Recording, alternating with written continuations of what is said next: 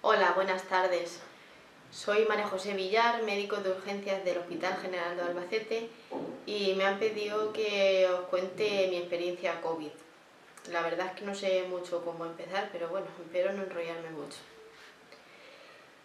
Bueno, voy a empezar con el principio. En febrero ya empezamos a ver neumonías feas, neumonías raras, que a veces pensábamos que eran edemas agudos de pulmón y los tratábamos como tal. Bueno, que a veces funcionaban bien, ya hemos visto que el balance negativo en esta enfermedad funciona. Llegaban desaturados, llegaban con neumonías bilaterales feas y los teníamos que entrar directamente a la observación para ponerles ventilación mecánica no invasiva y a veces terminaban en la UCI. Entre nosotros lo comentábamos y decíamos, bueno, a ver si iba a ser el virus chino este, pero no lo queríamos ver. Además, en los medios de comunicación nos decían que total era una gripe, aunque nosotros pensábamos, bueno, si no tenemos inmunidad, no nos daba mucha confianza este virus.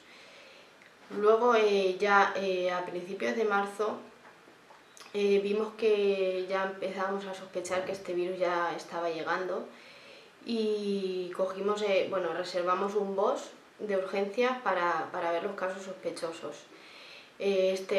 Cogíamos el BOS 6 y cuando teníamos un paciente con clínica sospechosa lo veíamos ahí, nos daban un EPI y lo pasábamos al paciente por un pasillo aislado y luego se desinfectaba todo.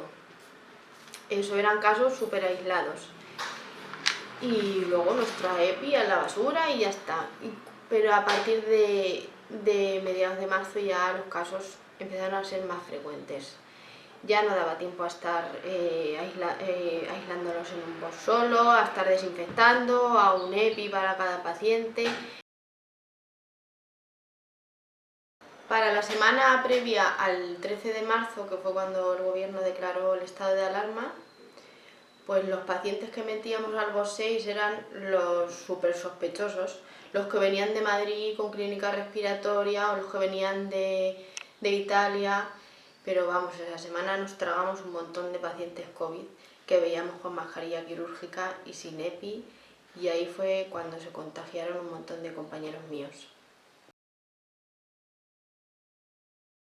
El fin de semana del 15 de marzo cambió completamente el servicio de urgencias. Mis jefes empezaron a reorganizar toda la urgencia y ya cada día había una nueva estructuración, había cambios cada día. Ya no solo era el miedo del COVID, de qué era el COVID, de estudiarte el protocolo, ya es que era el miedo de que no sabías cada día cómo iba a funcionar la urgencia.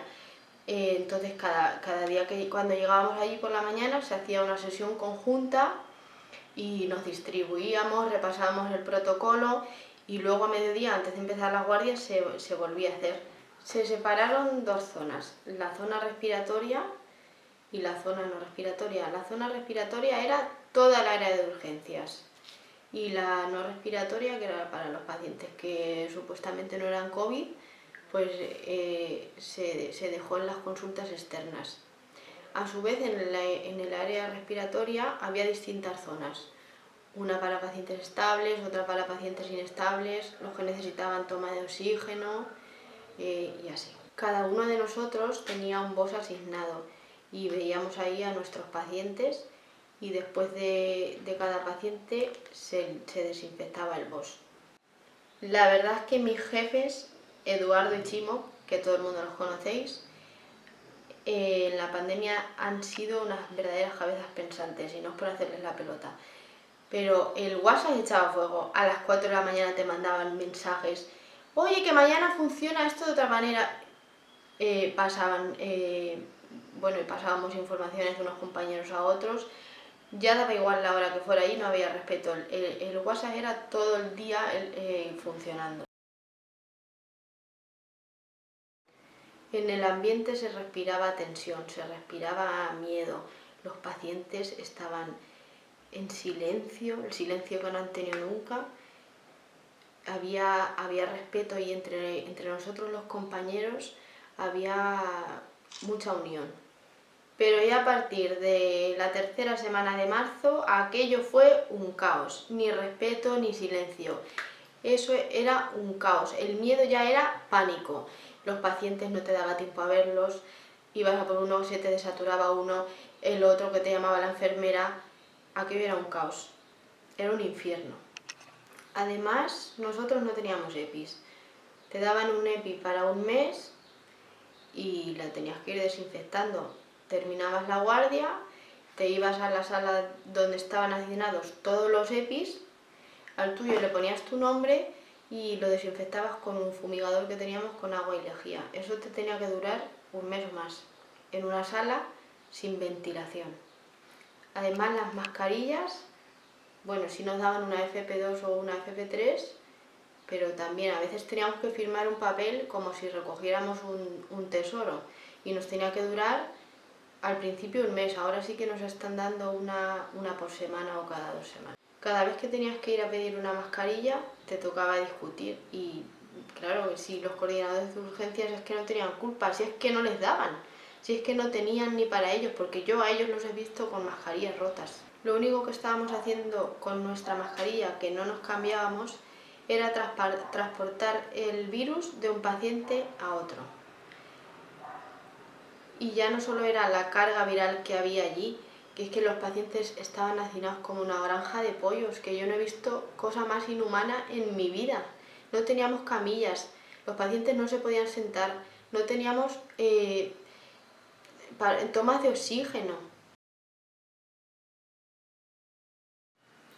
Los pacientes se mareaban uno detrás de otro, se desaturaban, algunos hasta se te estaban muriendo ahí en medio y los tenías que entrar corriendo a la observación y no te daba tiempo. Y luego en la observación veías cómo se moría uno detrás de otro, y no estoy hablando de pacientes de 80 años, no, eran de 50 años, de 60, se nos ha muerto mucha gente. Al principio había respiradores y había opción a una cama de UCI, pero luego no, teníamos que negarle un respirador a un paciente de 60 y pico años sin antecedentes, bueno, o con antecedentes mínimos, porque no había. Y los fármacos igual, al principio si se ponían tratamientos de 14 días, luego eran de 7, luego eran de 5, luego eran sin dosis de ataque y luego eran a la mitad. Los pacientes que ingresábamos pues podían estar 3 o 4 días esperando una cama. Entonces mi jefe de urgencias decidieron habilitar la sala COVID. Allí disponíamos de camas de hospitalización que las llevábamos nosotros y luego también los médicos de interna. Y eso era pues hasta que conseguían camas. Todos hemos llorado, nos hemos sentido desconsolados, con mucha rabia y con mucha tristeza. Creo que los sanitarios hemos luchado mucho, porque los que nos dedicamos a esto, en el fondo lo que nos gusta es ayudar a los demás. Me acuerdo la primera noche que llegaron los resis y yo le pregunté a uno de ellos, oye, ¿os han dicho si os van a pagar por esto? Y me contestó, no nos han dicho nada, no lo sabemos si nos van a pagar. Lo que sí sabemos es que tenemos que estar aquí, salvando vidas. Hicieron turnos de noche después de su trabajo durante el día. Se han matado a trabajar, han trabajado como adjuntos porque no han tenido supervisión. A veces se sabían los protocolos mejor que los propios adjuntos.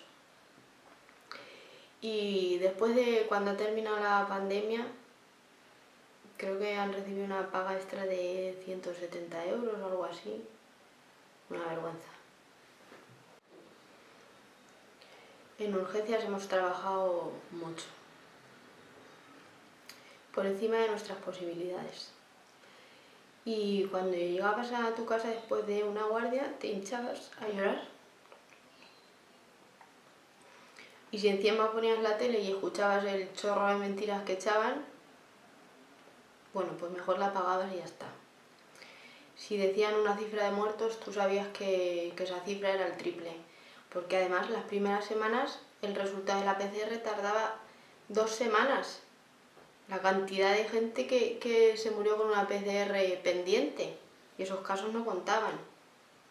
Y los casos de contagios, pues multiplicarlos por 10 o no sé, porque como crece de manera exponencial, pues es muy difícil saberlo. Pero han hecho muchísimas mentiras. Y eso, y por otro lado, lo de que teníamos EPIs, o que había respiradores, o que había tratamientos. ¿Y por qué la gente que lleva toda la vida pagándose su seguridad social no tenía opción a un respirador y a un tratamiento? ¿Pero por qué no había dinero para eso? Me acuerdo cuando empecé la carrera de medicina que mi abuelo me preguntó: ¿por qué quieres ser médico? Y le dije: porque quiero ayudar a la gente. Y me dice: te estás equivocando. Bueno, yo a aquello no le di importancia. Ahora lo entiendo, y a veces no depende de ti. Nosotros queremos ayudar a la gente, queremos seguir salvando vidas. Lo único que pedimos es que nos dejen.